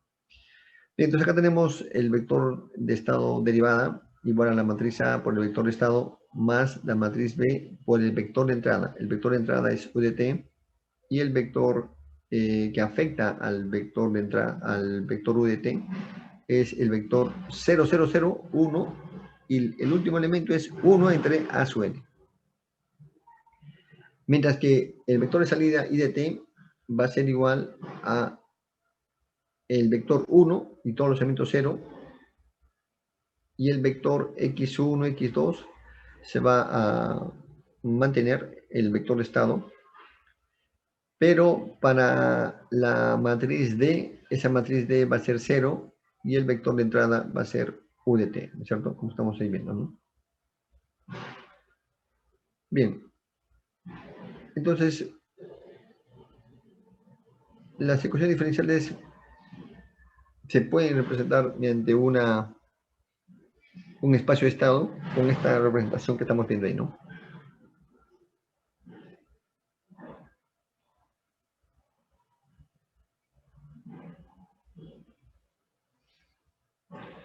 Bien, acá, la relación entre funciones de transferencia y variables de estado. Bien, a partir de una función de transferencia, que en este caso es la función de transferencia que podemos hallar a partir de las matrices de la variable de estado. Miren, nosotros, por ejemplo, conocemos las matrices A, B, C y D. Ya lo hemos visto, ¿no? Cómo se hallan estas matrices A, B, C y D del espacio de estado. Bien, esas matrices entonces que constituirían, ¿no?, la matriz que va a afectar a X de t, la matriz A, la matriz B que va a afectar a U de t, o la matriz C que va a afectar al vector de estado X de t, o la matriz D que va a afectar al vector de entrada U de t. Y finalmente vamos a tener nuestro X' de t y Y de t, ¿no es cierto? Entonces, a partir de esas matrices, podemos hallar nuestra función de transferencia que es S. ¿Y cómo se halla esa función de transferencia que es S? La matriz C por multiplicado por la variable S que está multiplicando a la matriz de identidad. Esta matriz de identidad va a depender del orden de la matriz A, pues. Si la matriz A es de 2 por 2, esa matriz de identidad será de 2 por 2. Si la matriz A es de 3 por 3, esa matriz de identidad será de 3 por 3. Eso va a depender de qué orden es la matriz A. Entonces, a esa matriz SI menos A le vamos a tomar la inversa. Y multiplicando C por la inversa de SI menos A, luego le vamos a multiplicar la matriz B y luego le sumamos la matriz D y obtenemos la función G sub S. Vuelvo a repetir, la matriz I es la matriz idéntica o identidad, ¿no? Correspondiente, ¿no? Obviamente correspondiente dependiendo de la matriz A.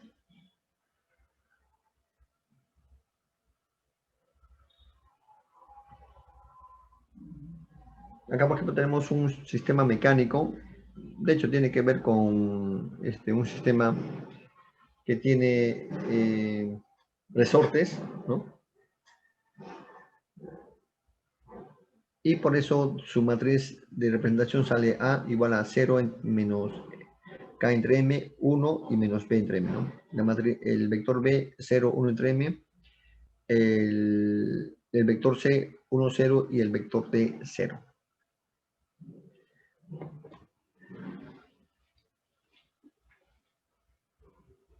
Entonces, quiero hallar su función de transferencia de estas matrices de estado. Bueno, planteo, ya sabemos C vale 1, 0, ahí está 1, 0, por SI menos A. Bueno, SI, bueno, depende A es de 2 por 2, ya, o sea, la matriz de identidad va a ser de 2 por 2. Ahí está, ¿ve? S es S menos A, y el A vale 0 menos K entre M, 1 menos 1 entre M. Ahí está, 0 menos K entre M, 1 menos P entre M. Entonces, a esa matriz que está SI menos A, tengo que tomar la inversa. Ahí está. Y luego lo multiplico por el valor de B. B vale 0, 1 entre M. Ahí está, B, 0, 1 entre M. Y luego le voy a sumar la matriz D. La matriz D vale 0. Entonces ahí, efectuando cálculos, resolviendo eso, le va a salir la función de transferencia 1 entre S cuadrado M más SB más K. Obviamente acá les tienen que dar como parámetros, o si no quieren también no les pueden dar, ¿no? Sino simplemente como variables M, B y K. Esa sería la respuesta, ¿no? Profesor, ¿Sí? profesor, disculpe Sí, una sí. consulta. Con respecto a las variables de estado, también se requiere que las condiciones iniciales sean nulas, o sea, se utilizan las variables de estado. Porque, según lo que entiendo es que para la función de transferencia las condiciones iniciales deben ser sí o sí nulas. Con las variables de estado también es lo mismo, ¿no? Claro. Sí, sí, sí, no hay duda, ¿no? Sí, porque si no, no se podrían cumplir, pues, ¿no? Definitivamente, ¿no? Sí, eso sí Ok, es cierto, ¿no? Ahí vamos a ver ejemplos para que puedan entender esa parte teórica, ¿no? O se entiende, ¿no? O yo entiendo, ¿no? Que en su curso de práctica iban a ver estos problemas, ¿no? Pero en todo caso también probablemente de todo depende del tiempo, ¿no? Si tenemos tiempo también podría haber algunos problemas, ¿no? Voy a tratar de ponerles también algunos ejemplos para que vean, ¿no? Porque yo entiendo, ¿no? Con los ejemplos se entiende bien esta parte teórica, ¿no? La parte teórica a veces un poco, para entender es un poco, bueno, requiere ver los problemas que se entiende mejor, ¿no?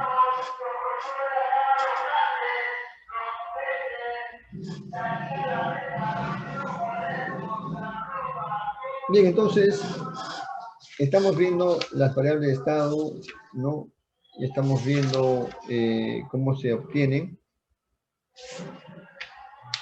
De ahí, señores, entramos a otros aspectos que también se utiliza en el modelado de los espacios estados, ¿no? Hay un tema que se considera acá y que viene a constituir la matriz de controlabilidad, ¿no?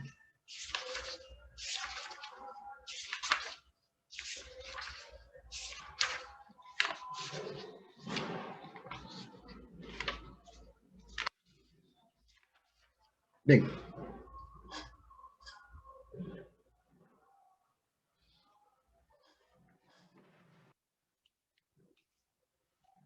La controlabilidad, ¿no? Se dice que el estado X y es controlable en T sub 0 cuando es posible transformar el estado inicial X y en T sub 0 en el estado deseado X y en un tiempo diferente, ¿no? En un tiempo finito, por medio de la selección apropiada de las entradas en el intervalo T sub 0, T sub F. Si todos los estados del sistema son controlables en T sub 0, se dice que el sistema es completamente controlable en T sub 0, ¿no? Entonces hay dos conceptos, ¿no? La controlabilidad y la observabilidad.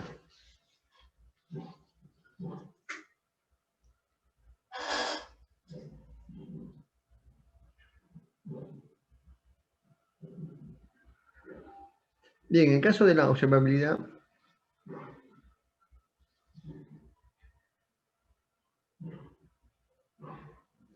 el concepto es el siguiente, ¿no? Se dice que el estado XY es observable en T sub 0 cuando, conocido el valor del estado XY en el tiempo T sub F, la salida del sistema en el tiempo T sub F y conocidas las entradas en el intervalo de tiempo T sub 0, T sub F, se pueden establecer en forma única cuál era el valor del estado XY en el tiempo T sub 0. Si todos los estados del sistema son observables en T sub 0, se dice que el sistema es completamente observable en T sub 0. Aquí hay, bueno, hay que hallar una matriz. La controlabilidad de un sistema depende de las matrices A y B de la representación matricial del modelo. Un sistema invariante en el tiempo y con valores característicos de A no repetidos es completamente controlable si solo si no hay fila cero en la matriz B. B es la matriz modal de A y B se puede calcular como M a la menos 1 por B, ¿no? El mismo sistema será completamente observable si no hay columna cero en la matriz C. Bueno, acá hay bibliografía que ya hemos visto.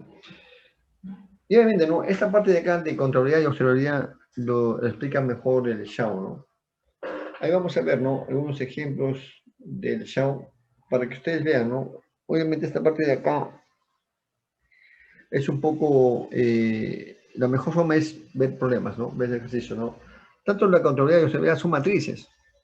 Cuando ustedes vean cómo se obtienen esas matrices, es sencillo, señores. Y ahí eso sí, en estas matrices que vamos a estudiar, se tiene que ver el determinante.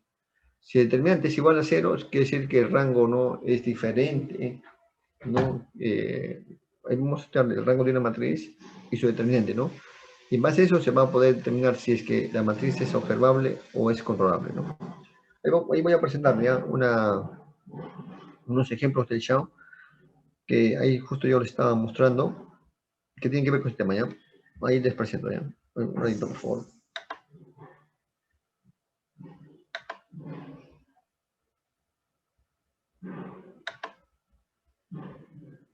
Entonces, esta parte de acá de la clase, a ver, ya está subida en el aula virtual. Sí, ya lo he subido. Ah, otra cosa. Ya se han matriculado al aula virtual, ¿no? ¿Han tenido problemas?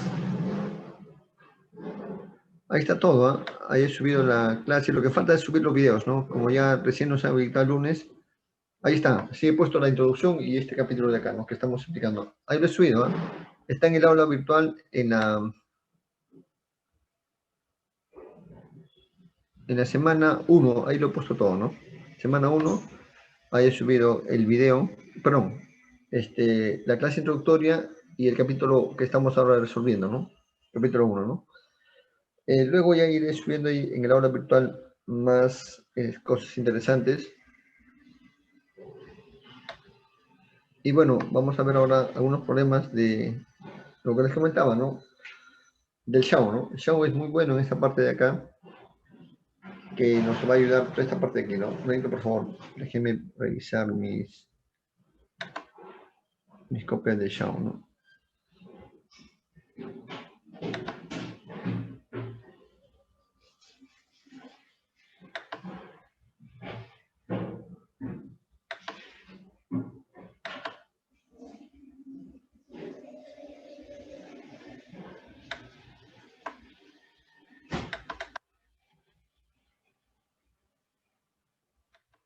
Profesor, disculpe, Sí, dígame. el libro que recomienda Shaun, ¿no lo tendré en PDF?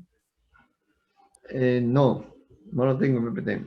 Yo he escaneado unas partes, ¿no? Pero en PPT no lo tengo, ¿eh?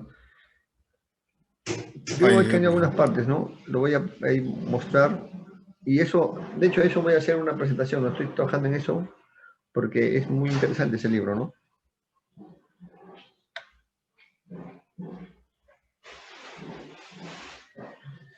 El Xiao he tratado de buscar en internet, o sea, hay este capítulo, la primera parte nada más, no está escaneado el libro, ¿no?